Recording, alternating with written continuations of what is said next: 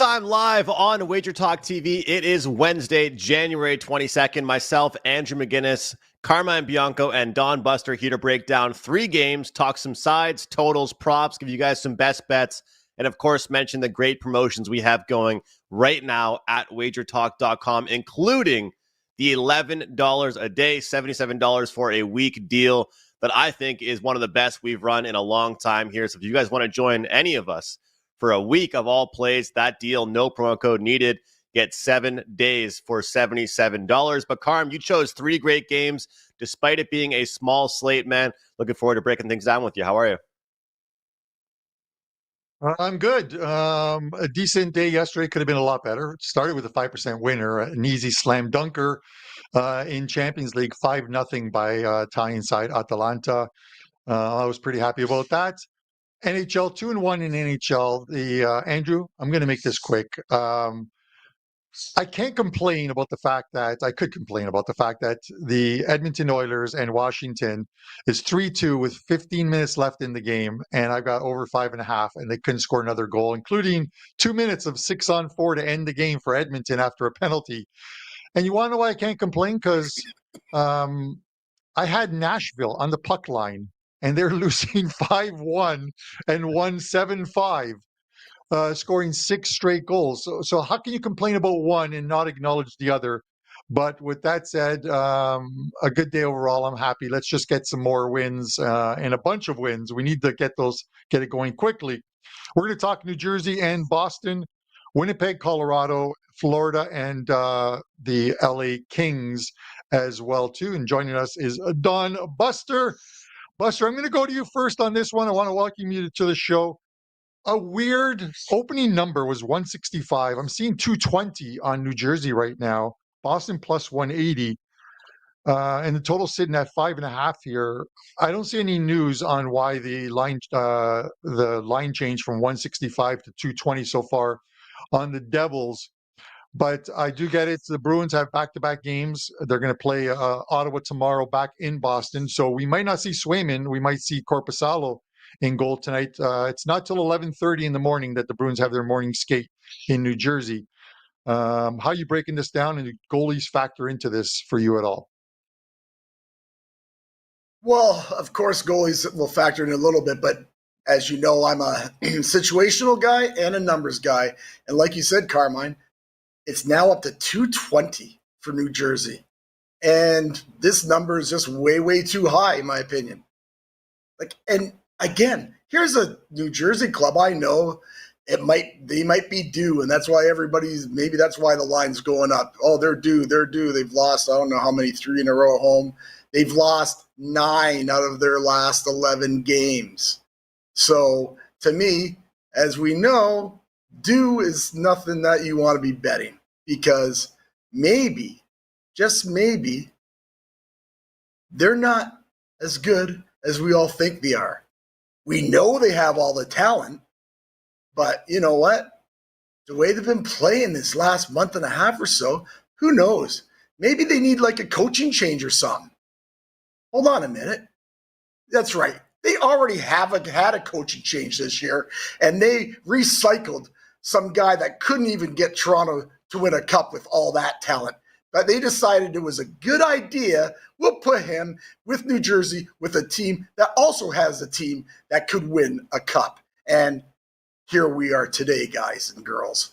So to me, you know what?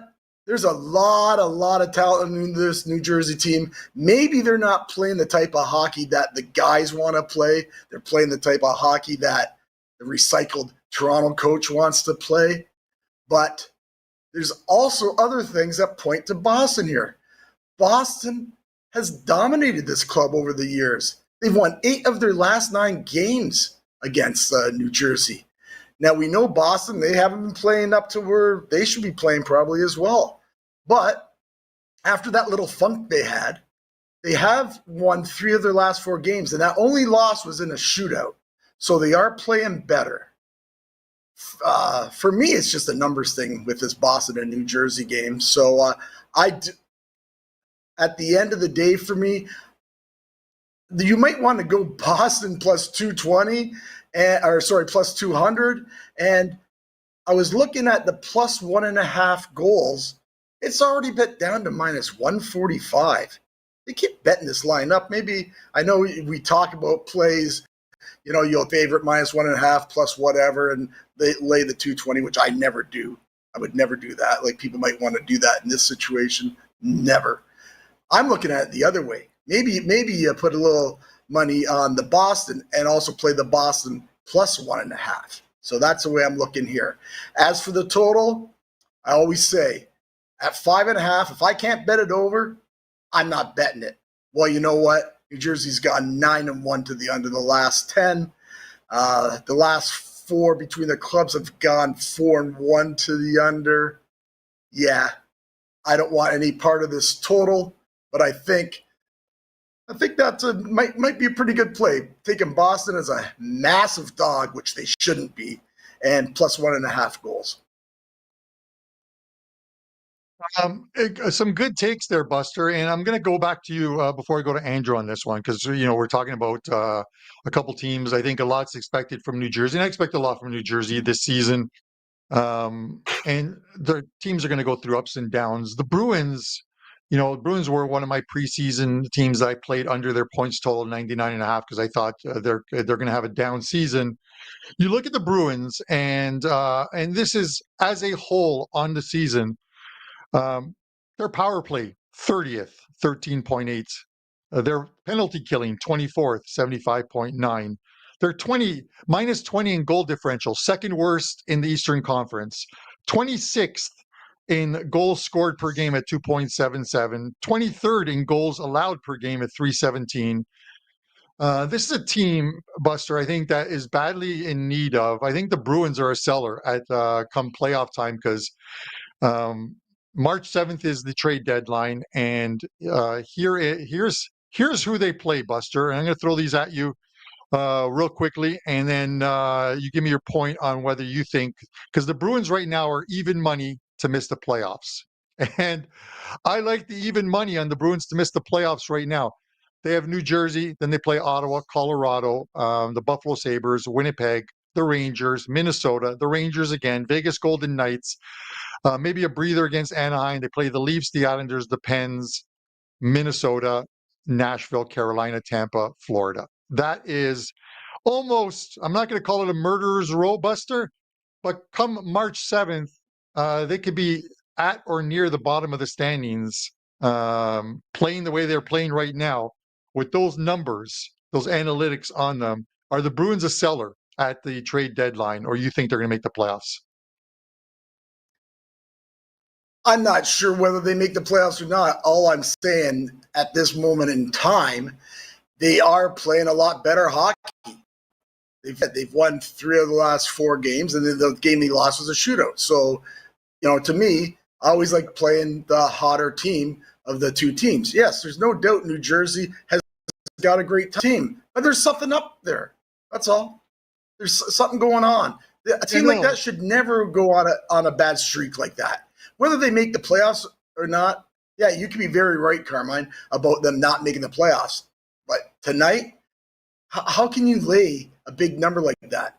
Even to lay regulation, I think you get up to 145 or something against a team that hasn't been playing that good. Yeah, can New Jersey win this game? Of course it can. I think it's going to be a really, really close game. So do you want to put 220 on a really close game or even go to regulation when it might go to overtime? I don't know. I'm just saying, yeah, what's moving forward, you're right. No problem. But I'm just talking about tonight. Yeah, and I didn't want to interrupt you while you were going there. And that's the thing is I'm asking for like the bigger picture, not tonight, because that price is just it's going so high that it almost becomes attractive on the other side. Like I think Brian Leonard always says, Andrew, he says that at some point you're going to price me in with the plus money on a side if they keep betting one side of it. Andrew, your thoughts on this game, and then quick thoughts on the Bruins in general, because 36-year-old, can you imagine moving, but he could move, Brad Marchand, 36-year-old Brad Marchand goes to a playoff bound team at the trade deadline. They would get a first round pick for for Marchand, a team that has some draft picks, I think, stockpiled. You could get easily a first-round pick, maybe a prospect, and a couple, second or third rounds as well, too. Probably third rounds. I don't think you want to give up a 1 and a 2. I mean, I'll just start with that, Carm, just because, we're on the topic right now of it. I think that it's been really interesting to follow, and I've been really enjoying bringing it up to you guys on the show, and I've asked you about it. And Carm, you gave your thoughts a few weeks ago when they were minus 130, and you said no for the Boston Bruins playoffs hopes. And ever since then, the odds have kind of gone down and down and down and back up, then back down again. So I don't think since you made that statement, they've been minus 130 to make the playoffs again. So far, so good with you on that prediction. And I think that that's the thing you have to look at is, when you're looking at this incredible Eastern Conference wildcard race right now, that for different reasons I'm excited about, but you have to think about which teams are going to be buyers, which teams are going to be sellers, and which teams are going to be stagnant. Because I think for teams like the Montreal Canadiens, they're not going to do very much. They might not sell as much, but they won't be buyers, right? You look at a team like the New York Rangers, they're already old. They're going to have to be buyers. They've got a couple young guys, but they've been trying to get JT Miller for the past few weeks. The Boston Bruins, the thing for them is they haven't really had success the last few years because they just win one round and they're out. The Leafs make it to the playoffs and they lose in 7. Well, the Bruins always say they don't feel much better than the Leafs because they beat the Leafs and then they lose their next series anyway. So I think it is time for the Boston Bruins to hit a little bit of a reset. The problem was they paid a guy first-line center money that probably should be a second-line center or even a really good, winger or third-line guy, and that's a problem with them. But, Carm, short and simple for me with this one, I like the over in this game here. Look, the Devils have been struggling, and there's no denying that some of these numbers that they're putting up, they're struggling to score, right? I mean, they've scored 1 goal in 3 of their last 4 games, and here I am talking about how I like an over in this game. But the funny thing is, even though the Boston Bruins have gotten their act together lately offensively, they've actually been sacrificing some defense. Let's not forget, on MLK Day on Monday, this very Boston Bruins team, they were losing to the San Jose Sharks, guys. They had to come back with a 3-goal third period, or I think it might have been more, to get the job done. Right? They were minus 225 and they were down twice against the San Jose Sharks. They gave up 6 goals against the Ottawa Senators, right? They gave up a handful of goals against the Panthers, the Bolts. Right now, this team, I'll take it in the month of January, as far as the worst expected goals against teams, Ducks, Sharks, Capitals, Blackhawks, and there they are, the Boston Bruins. So right now, I don't trust this Devils team defensively, so I'm confident that the swag that the Bruins are playing with, they can score. But I think this actually might be a good team for the Devils to score against. So with the low total, 5.5, I'll take the over. And this is one of those games where I don't want a team total, Carm, because frankly, I don't know who the hell wins this game. So I'm just going to take the full game over and not pick one team. Yeah. It's a good take from both of you guys, so I appreciate that. We spent a lot of time on this one. I'll end it with this, Andrew, because you talked about overpaying guys, and we talked about the Leafs doing that with their core 4. Elias Lindholm, third line center, getting paid $7.75 million. That to me is absolutely insane. Buster, Colorado, minus 125, down from minus 140 overnight. Winnipeg Jets, plus 105 in this one. This is, I think, the last game of the season series between these two. The home team has won each of the 3 previous games between these two, with Winnipeg winning both at home. What are your thoughts on this one? Yeah, you're right, Carmen. It is the last game of the series between these guys. That's pretty early, too.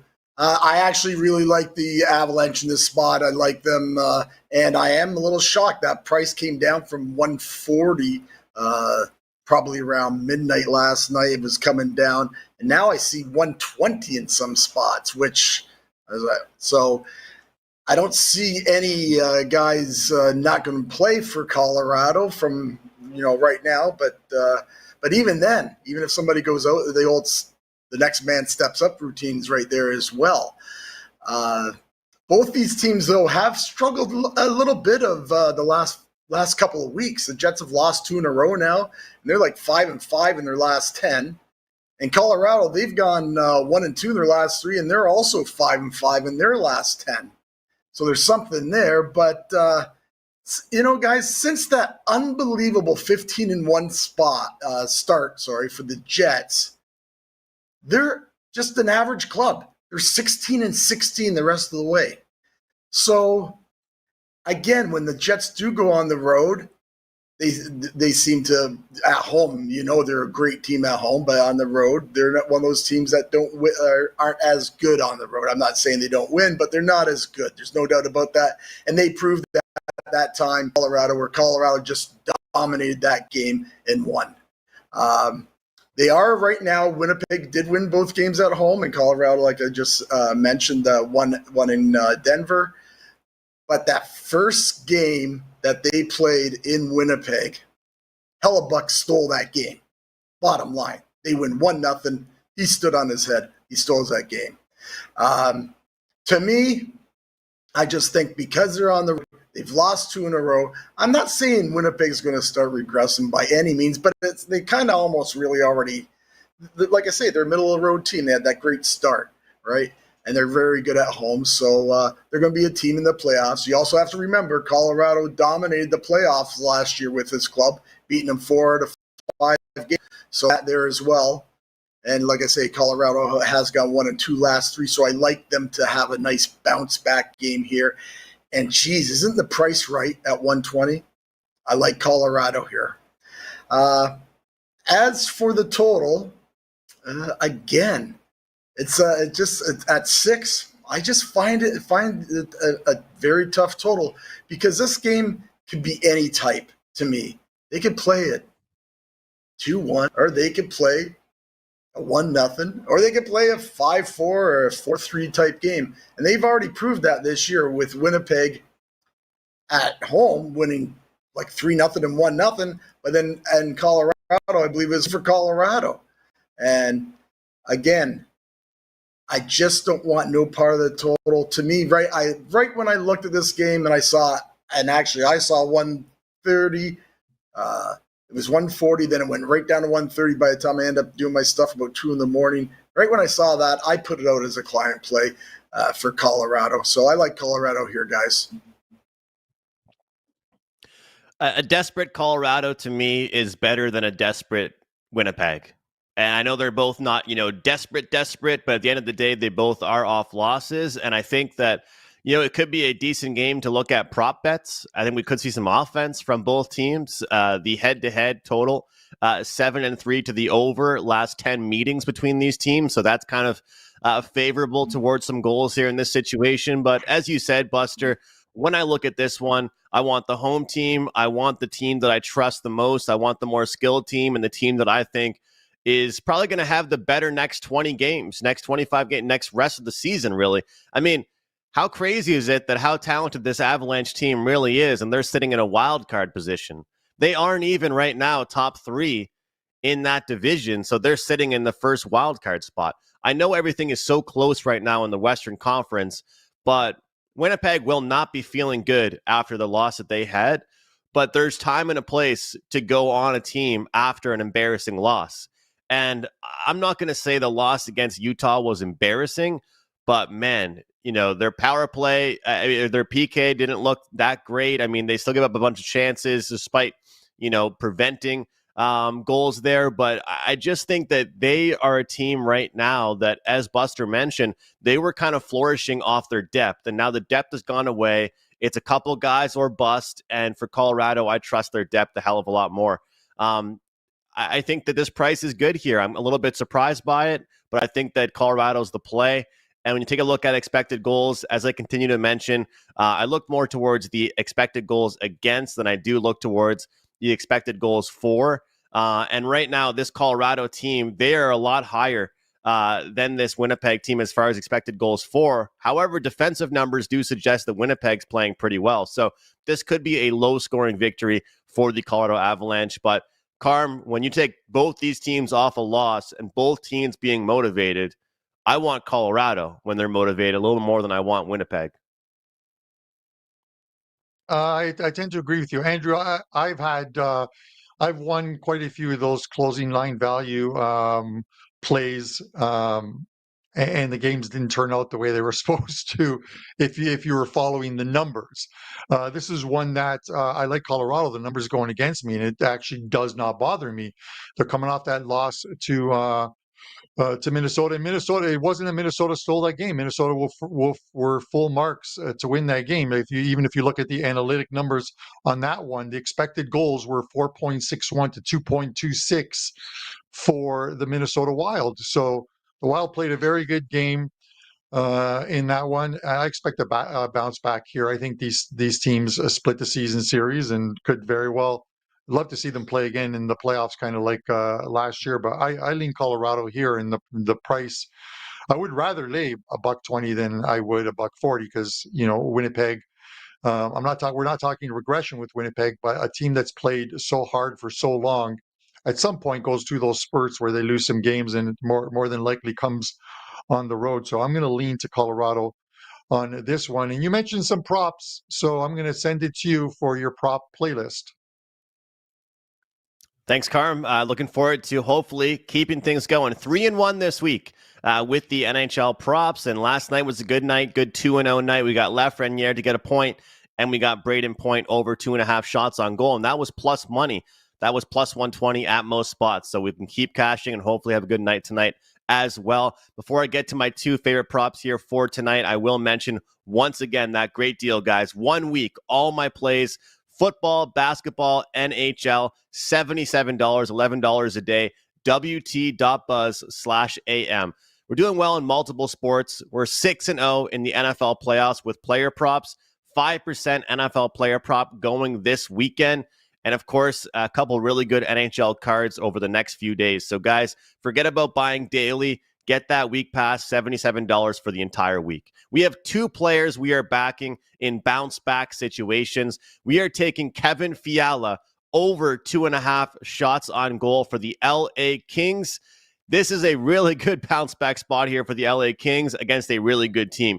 They did not take the Pittsburgh Penguins lightly, and boy, could you really see it. I mean, they looked flat as a pancake. Their speed was just not there.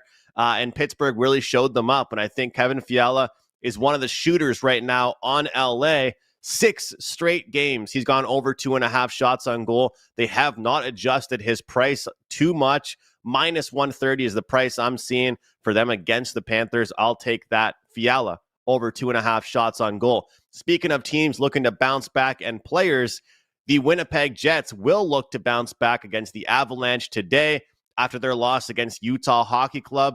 And I'm going to take a look at Kyle Connor, the shooter on that team, over 2.5 shots on goal. He's gone over in 5 straight away games. So I always talk about how strong Colorado plays at home to get in that last change, how advantageous that is for really skilled teams. Does not seem to impact Kyle Connor. He's a shooter. He gets more ice time on the road than he actually does at home, which is pretty impressive. So 2 players in bounce back mode, over 2.5 shots on goal. Let's catch these with Fiala from the Kings and Kyle Connor on the Winnipeg Jets. Back to you, Carm. This would be a great spot for me to say to you, well, Andrew, I wasn't really listening to what you said, but I was listening to what you said, unlike the Prez on yesterday's show. By the way, guys, tune in to Wager Talk today at the top of the hour, because the Prez will be complaining about the fact that in a poker tournament yesterday at one of the casinos, I absolutely crippled him in a hand, and he busted out shortly after.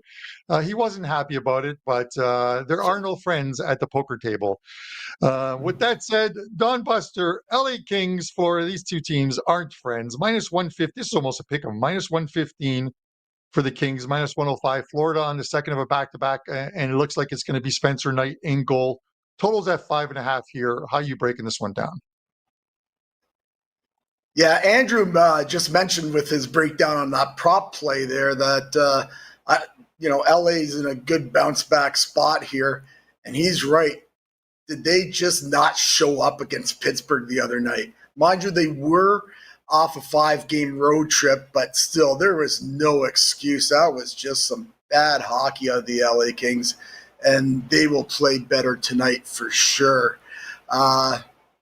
Especially now, though, if you look at it, they've lost 4 of their last 5 games. Really need to bounce back. There's no doubt about that. They are, like I said, in a better spot than Florida, with Florida being on a back-to-back. And one thing, they have dominated this Florida club throughout the years, and especially at home. They've won 12 of the last 14 games at home against the Panthers. So I like that. And even though they were a no-show on Monday against the Penguins, they are still 14-4 at home this year. That's, they have a really strong home advantage, LA does. So I really like that. And they have another little motivating factor that I believe comes into play here. Because after tonight, they have to go back on the road for another 5 games. So I think they'll really want this win tonight, because now you get back on the road, and with this, the way the NHL is now, so much parity, it's tough to win on the road. And so I look for LA, especially at a small price, to win here, especially after Florida played last night.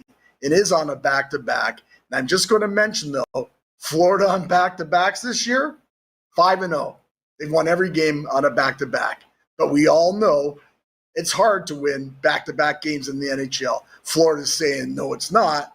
But got to believe that kind of maybe catches up to them tonight as well, with LA being in a better spot. As for the total, I do lean under the 5.5, but I mentioned earlier, if I can't bet a 5.5 game over, I am passing. There is no way I will bet a 5.5 under. There's too many games in the NHL to play with that. Too much can happen to bet that under 5.5. I don't care if the two teams have only allowed 2 goals a game for the whole year. Anything can happen. I'm not touching that. So we won't touch the total, but I'll just let you know the under has gone under 4 of the last 6 between these clubs. Give me the LA Kings in this one, guys, because I think that's a pretty good price, too. Mr. Much like the Prez, with his hatred towards the Montreal Canadiens, just embrace it. Embrace the unders, because we're going to start seeing a lot of 5.5s in the second half of the season, I have to believe. And the 6s, those 6.5s are going to dry up at some point, unless 2 high-scoring teams. Andrew, I'll make mine quick on this one. I like the first period over. I talk about these plays. You've got Florida on the road, 17-7 to the first period over. This one's at -115, I believe, for the first period over 1.5. And the LA Kings, while they're 10-8 at home on the season, 4-1 run at home recently with first period overs. And we're getting Florida on the second of a back-to-back. Buster mentioned how good they are on second of back-to-backs, but also we're likely getting Spencer Knight in goal for them as well, too. I don't know if it's going to be Comfort or Big Save Dave for the Kings. We'll see, but give me over 1.5 first period on this one, and then I'm off to bed. Give me your thoughts. Those early winners for you, Carm, help you get some better sleep at night. Don't have to watch all these late games the whole way through here. I like the Kings here, guys. I just think that it's always nice when you can go from being on a team to being against the team. And yesterday, my $5 play was Florida team total over 3.5 against the Ducks. We get the job done, and the next night we say, "Hey, man, thanks for doing this for me. We're going against you tonight." So I kind of think this LA Kings team is a really good bounce back team. Some teams you see lose a game the way that they did against the Pittsburgh Penguins, and you kind of think, you know what? That was ugly. I don't really want to go back on this team. I don't trust them to bounce back. But the LA Kings are a veteran-built team. They're a team with a lot of leadership. Not to mention they have the ability to win low-scoring games. So I actually would kind of agree and lean towards the under as well, despite it being a second half of back-to-back for the Florida Panthers. I think the LA Kings are the side here. We've seen the number go up just a tiny bit so far here midday or towards early afternoon, and I agree with it. And I just think the start was the biggest problem for the LA Kings here. And a lot of times, really skilled teams like LA, when they bounce back defensively as well. So I do trust to see that. that is my show best bet here on Puck Time for the day here. And let's not forget this Florida Panthers team, despite playing a weaker team like the Ducks, they actually did give up a ton of chances yesterday, guys. A couple goals given to the Ducks, and it was a fast-paced game, but Bobrovsky had to make a lot of saves. And Florida are one of those teams, actually, I would say similar to the Tampa Bay Lightning, where there is definitely a discrepancy from goalie 1 to goalie 2, maybe a lot more than some other teams. Not saying Spencer Knight hasn't been decent lately because he's turned things around, but we all know there's a little bit of a difference between Sergei Bobrovsky and Spencer Knight. So LA Kings, my best bet for the show. Guys, 5% NFL prop play going up this afternoon. Really fired up about it. 6-0 this year in the postseason with the NFL, and a few NHL plays on this very small card tonight for Wednesday. So looking forward to a great, great day, and hope all of you guys have success and join me on that 7 days of plays for $77. I'll throw it back to you, Carm. Love it, Andrew. And you had a rocking chair winner with your NFL 5% prop play last weekend. That's about as easy as they get. Another guy who hit an easy 5% play was Buster. So Buster, tell us what you got going on at WagerTalk and give us a show best bet. Yeah, Carmine, I'll just, thanks a lot. I'll just talk exactly what Andrew said. That 7-day all access for only $77. Great deal. And it does include all the 5% releases. So go over to the website. You can get that from every capper. But go to my website and get it from me. Our short play is going to be a prop play. We had success last week on the show, giving out a prop play for our play at the end of the show. So we'll do it again. We've got tonight Kent Johnson over 1.5 shots on goal, minus 135 when Columbus plays the Toronto Maple Leafs, a game we never talked about. Kent has went 4 straight games over this number, and he's also gone 4 of the last 5 over this number against the Leafs. He plays on the number 1 power play, which we like, and he's playing really well of late. Getting to 1.5 shots. We can see him getting to the last few games. He's had 4, 3, and 4 shots. So looking for him to get a couple shots, maybe more. So that's our play. Kent Johnson over 1.5 shots on goal tonight. Thanks a lot, guys, for everything. Appreciate it. Best of luck with everyone watching this, everybody in the chat. And as always, have a great day. Sir, best of luck to you. That's a great deal, guys. 7 days, $77. My best bet, guys, is going to be the same play we talked about, the Florida LA Kings one. Enough value on the first period over in this one, 1.5, laying minimal juice and minus 115 is because it's the LA Kings. But with that said, I like the over 1.5. It should be Spencer in goal after this second of a back-to-back. 3 plays up in Champions League today. Really good day yesterday in Champions League. Couple plays up in NHL. And at around 1 o'clock today, I will have live on my page a 5% NHL play for Thursday. So grab that 7-day all access package and get all plays, including the NFL plays on the weekend. I'm going to mention it again, 126 units the last 3 years in the NFL since the 2022 season when releasing 4 or 5% plays at WagerTalk. That's number 1. Look to make it another one because I have a big play on Sunday's card as well too. For myself, Andrew McInnes, Don Buster, and our producer Dan Alexander of Eagles Nation. This is Puck Time. We will see you on Thursday.